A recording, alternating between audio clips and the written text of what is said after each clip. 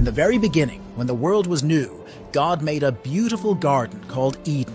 Here, God put Adam and Eve, the first two people, to take care of it.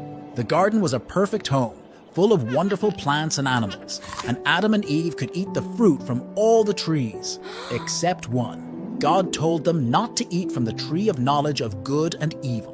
One day, while Eve was walking in the garden, a clever and sneaky serpent spoke to her.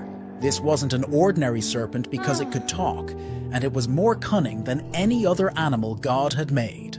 The serpent asked Eve, "Did God really say you must not eat from any tree in the garden?"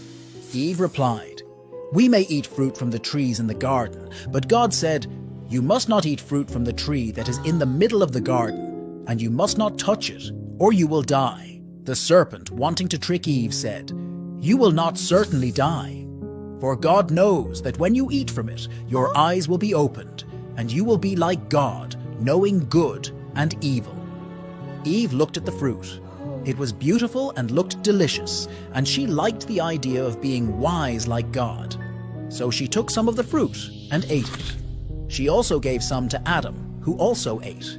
As soon as they ate the fruit, something changed.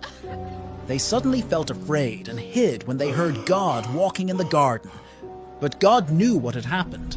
He asked Adam and Eve about it, and they admitted eating the fruit, but blamed the serpent and each other. Because of what they did, God said things would be harder for them outside the garden. They would have to leave Eden, and life wouldn't be perfect anymore.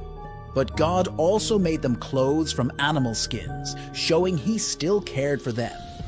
The serpent was punished too. He was thrown out of the garden and cursed to crawl on its belly and be an enemy to humans from then on.